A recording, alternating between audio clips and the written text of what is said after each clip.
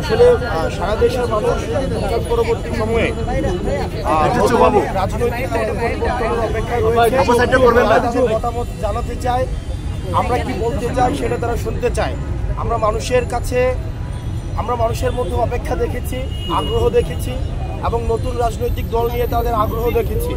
এবং যেহেতু ইতিমধ্যে আমাদের দেশের বিদ্যমান যে রাজনৈতিক ব্যবস্থা এবং রাজনৈতিক দলগুলো জনপরিসরের জনমানুষের আকাঙ্ক্ষা পূর্ণাঙ্গ রূপে বাস্তবায়ন করতে সফল হয়নি, সেজন্য আমরা যখন মানুষের কাছে যাচ্ছি, মানুষ আগ্রহ সহকারে প্রশ্ন নিয়ে আমাদের কাছে নতুন যেই সমস্যা নিয়ে কথা বলছে, একই সাথে সাথে সম্ভাবনা নিয়েও কথা বলছে এবং আমরা ব্যাপক সাড়া পেয়েছি।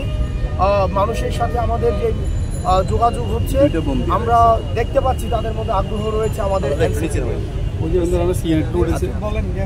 গতকালকে তো আমরা শুনেছিলাম একটু পটিয়ায় আপনাদের আসলে একটু বাধার সম্মুখীন হতে হয়েছিল, এটা আসলে কতটুকু আমরা মিডিয়ার মধ্যে ভিডিওগুলো ভাইরাল কিনা জানি না, আমরা এরকম একটু তথ্য পাচ্ছি না। আমাদের মানে গতকালের যতগুলো প্রোগ্রাম হয়েছে প্রত্যেকটা প্রোগ্রাম খুব ভালোভাবে শেষ হয়েছে। আপনি যে প্রোগ্রামটির কথা বলেছেন, এই যে প্রেস কনফারেন্সের আগে এটা কি মানে আমাদের মধ্যে কি কোনো ঝামেলা হয়েছে? এটা প্রেস কনফারেন্সের আগে সেই জায়গাতে হচ্ছে কথা বলার জন্য জায়গা তৈরি করে দেওয়া হচ্ছিল, এইটাকে হচ্ছে খণ্ডিত। গতকাল আমি এই বিষয়গুলো নিয়ে কথা বলেছি। গণমাধ্যমকে এই কারণে আমরা বলছি বস্তুনিষ্ঠ সংবাদ প্রচার করার জন্য।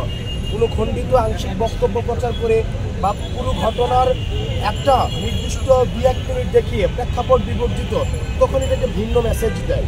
তো সেজন্য আমরা গণমাধ্যমের কাছে আমরা সবসময় জানাই যে ভবিষ্যৎ বাংলাদেশ বিনির্মাণ করতে হলে গণমাধ্যমের বস্তুনিষ্ঠ সংবাদ পরিবেশনের কোনো বিকল্প নেই।